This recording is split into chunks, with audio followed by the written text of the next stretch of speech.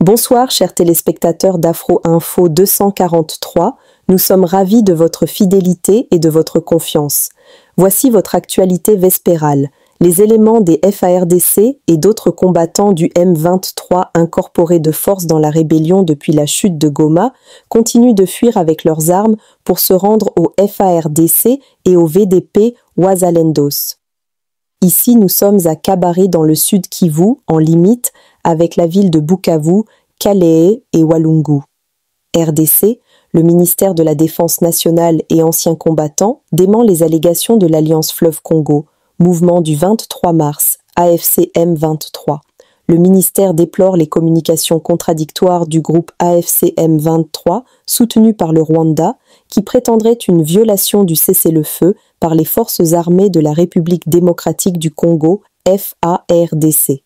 Le gouvernement rappelle que la République démocratique du Congo, RDC, continue de faire face à l'offensive de l'AFC M23 et du Rwanda, malgré les initiatives de paix de Washington et de Doha.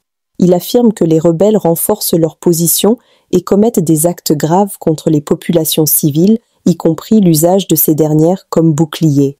Le ministère de la Défense nationale et anciens combattants a suivi avec attention les derniers communiqués contradictoires des rebelles de l'AFC M23 soutenus par le Rwanda, prétextant la violation du cessez-le-feu par les forces armées de la République démocratique du Congo. Ces communiqués traduisent leur intention manifeste de saboter les processus de Washington et de Doha, comme ils en ont l'habitude. À ce sujet, le ministère de la Défense nationale tient à porter à la connaissance de l'opinion nationale et internationale les précisions suivantes. 1. La République démocratique du Congo continue à subir l'agression de la part de son voisin, le Rwanda, sous les couverts de l'AFC M23 en dépit des processus de paix en cours et de la main tendue de son Excellence, Monsieur le Président de la République, chef de l'État, commandant suprême des forces armées de la République démocratique du Congo. 2.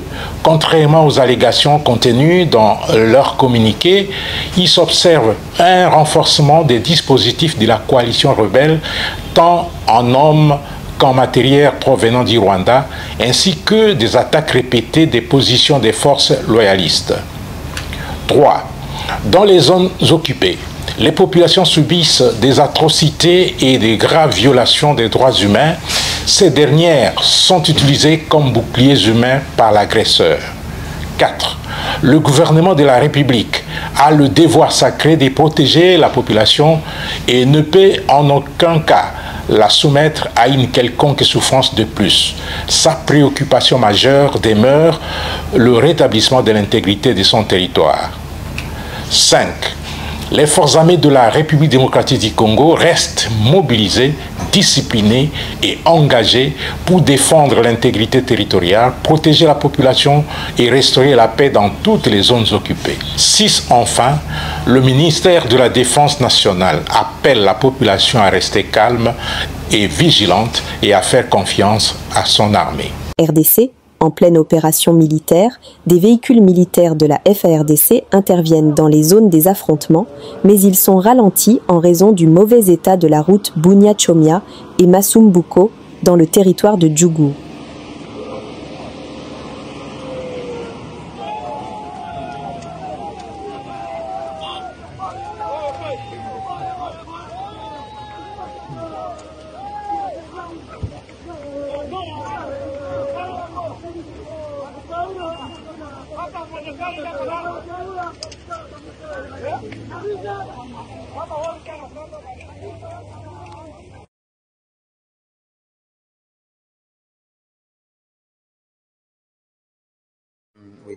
Bonjour, bonjour. Bakonzi na ngai. Ngai lieutenant Tila Mutikulela TD. Nazali awa na 3405 régiment. Awa nasalaka awa mokonzi. Nasali 15 ans et 10 ans oyoke. Colonel Madaka Lombe azwa mbongo na ngai. Ti atia bénéficiaire ye, atanga décédé kuna na EPS. Wanza unité na kendaka kuru kuna. En tout cas bakonzi bozwela nga solution. Colonel Madaka Lombe wana bomeka kozwela nga solution na ye.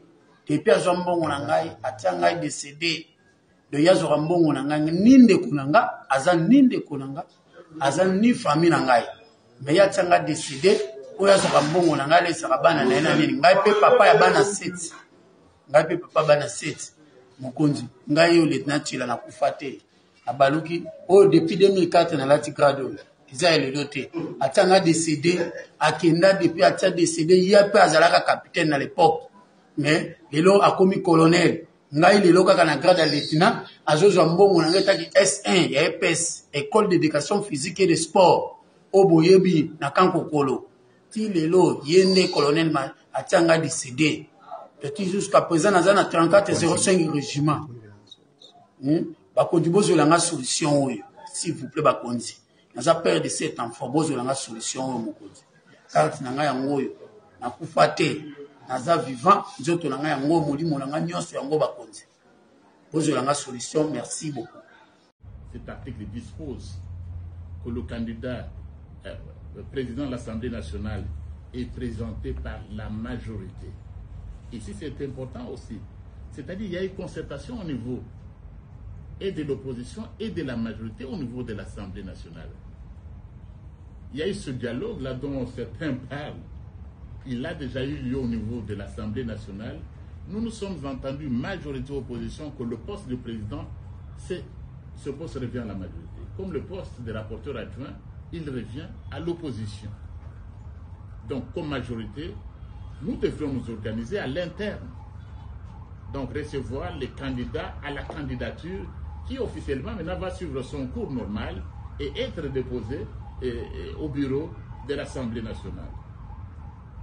Après donc cet exercice-là, après ces concertations-là, entre le chef de notre famille politique, son Excellence Félix Antoine Tshisekedi Tshilombo, cet exercice avec le présidium de l'Union sacrée de la Nation, cet exercice avec les candidats eux-mêmes, cet exercice avec les chefs, les responsables de nos partis et regroupements politiques, je suis heureux de vous annoncer que l'Union sacrée de la Nation présentera à l'élection au poste de président de l'Assemblée nationale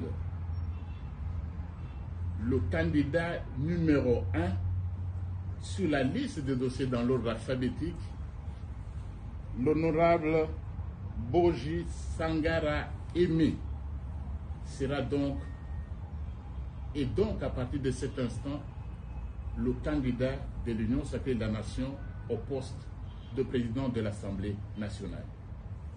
Et dès cet instant, ce n'est pas un candidat pour lui-même ni pour un parti politique, c'est le candidat de notre famille politique. Et les différents au niveau de la plateforme présidentielle, ceux qui cherchent des problèmes ou des factures, qui les gardent du mauvais côté de l'histoire où ils se trouvent. Il n'y en aura pas de notre côté, du bon côté de l'histoire. Et tous les candidats, sportivement comme il se devait d'ailleurs, d'après nos textes, d'après le règlement intérieur, d'après nos actes d'engagement et nos actes de loyauté, tous les candidats que j'ai reçus comme secrétaire permanent sur demande de la haute autorité politique, tous les candidats se sont engagés à soutenir le candidat de la majorité parce qu'il ne peut y avoir qu'un seul candidat. Donc, la majorité ne peut présenter qu'un candidat. Et il n'y a qu'un seul poste, c'est comme ça que nous sommes arrangés dans notre famille politique. Donc ça c'est au niveau politique. Le reste maintenant, ça va suivre, ça va suivre son cours au niveau de l'Assemblée nationale. Donc je répète, de cet instant, le candidat de la majorité en République démocratique du Congo, la majorité dans ce pays a un nom, c'est l'Union sacrée de la Nation. Le candidat de l'Union sacrée de la Nation au poste de président de l'Assemblée nationale de la République démocratique du Congo a un nom. Nous sommes arrivés à la fin de cette édition. Merci à vous de nous avoir suivis jusqu'ici.